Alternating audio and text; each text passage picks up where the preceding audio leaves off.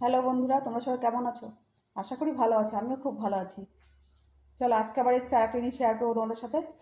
গুঁড়ো গুঁড়ো চিংড়ি হয়, সেই চিংড়ি মাছের বড়া আমি কি করে করে করি বাড়িতে, সেটাই তোমাদের দেখাবো। আর এর জন্য কী কী নিয়েছি চলো দেখাই।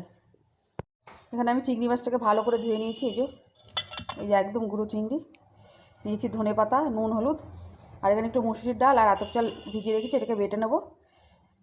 আর এই যে রসুন আর এই কাঁচা লঙ্কা, আর ভাজার জন্য তো তেল লাগেই। আর এর মধ্যে নুন হলুদ আগেই দিয়ে রেখেছি। তাহলে এটাকে আমি বেটে নিই, বেটে তারপর দেখাচ্ছি বড়াগুলো কেমনভাবে করি।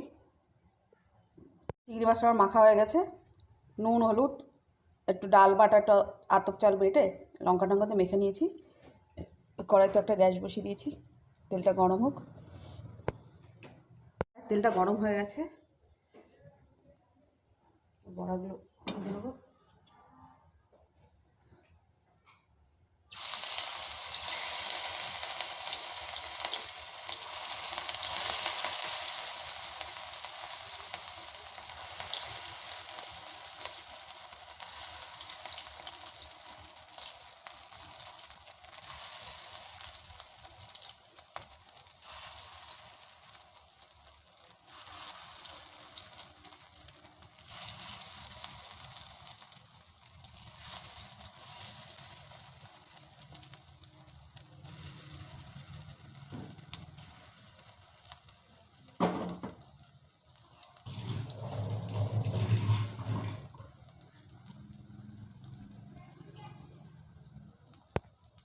এক পাশ লাল হয়ে গেছে, আমি এবার উল্টে দিলাম বড়াগুলো সব। এই যে দেখা যাচ্ছে, এই যে উল্টে দিয়েছি। লাল করে বড়াগুলো ভাজবো।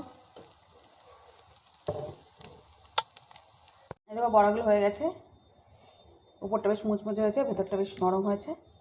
আর বাদ বাকি বড়া আমি ভাজছি। এইভাবে বড়া ভাজবে বাড়িতে, দেখবে চিংড়ি মাছ দিয়ে দারুণ সুস্বাদু হয় এবং খেতেও দারুণ লাগে। আজকে আমার এই ভিডিওটা যদি ভালো লেগে থাকে তাহলে লাইক, শেয়ার ও সাবস্ক্রাইব করতে ভুলবে না। অতি অবশ্যই সাবস্ক্রাইব করবে। প্রত্যেক দিন আমি যা যা করি তাই তোমাদের সাথে শেয়ার করার চেষ্টা করি, কম বেশি। যদি ভালো লাগে তাহলে ভিডিওটা সম্পূর্ণ দেখবে এবং লাইক, শেয়ার ও সাবস্ক্রাইব করবে। আর ফেসবুক থেকে দেখলে ফেসবুকে পেজটাকে লাইক করে দিও।